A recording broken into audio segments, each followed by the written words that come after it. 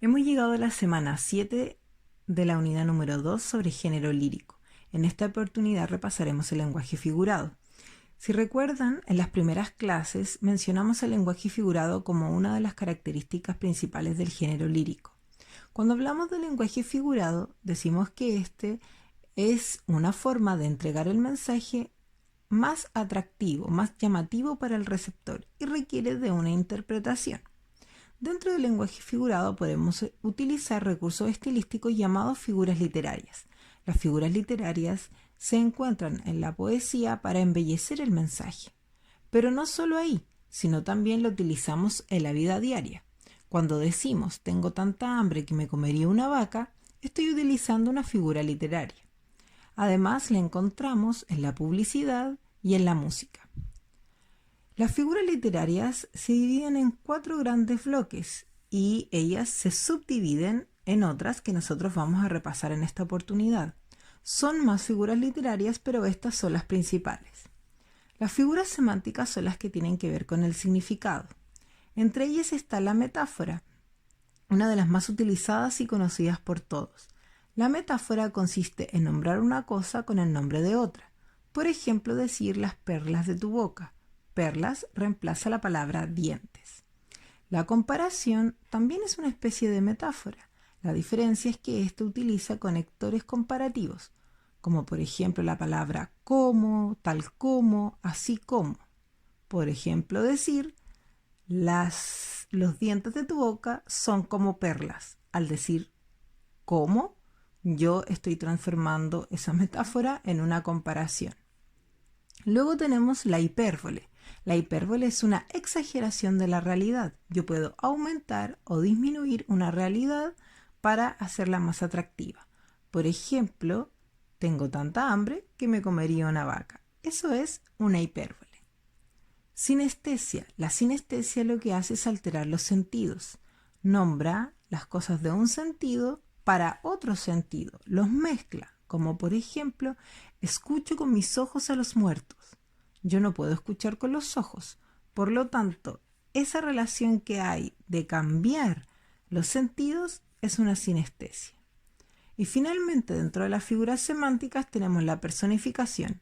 La personificación consiste en entregar cualidades humanas a objetos o seres inanimados, como por ejemplo decir la lluvia danza. Tenemos otro tipo de figuras llamadas figuras del pensamiento. También tienen que ver con el significado, pero lo que hacen es alterar, ¿cierto?, las visiones de pensamiento para entregar un nuevo significado. Por ejemplo, tenemos la antítesis. La antítesis es la oposición entre una palabra, una frase con significado opuesto.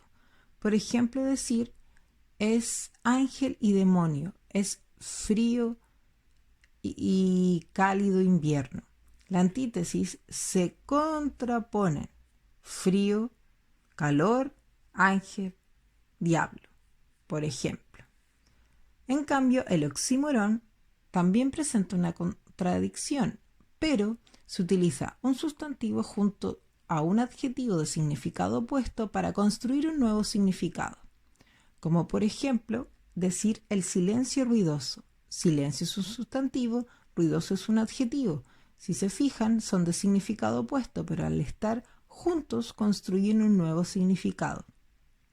Luego tenemos las figuras fónicas, que son las que se preocupan o las que van alterando o trabajando con el sonido.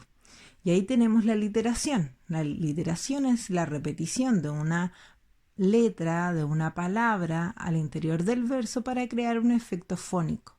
Como por ejemplo, cuando los niños pequeños dicen R con R cigarro, R con R barril, rápido corren los carros por la senda del ferrocarril. Al repetir la R, yo estoy haciendo una aliteración, un efecto de sonido. Tenemos también aquí la onomatopeya. La onomatopeya consiste en la imitación de los sonidos de la naturaleza. Por ejemplo, la puerta, toc toc, el perrito hace guau guau, la vaca mu.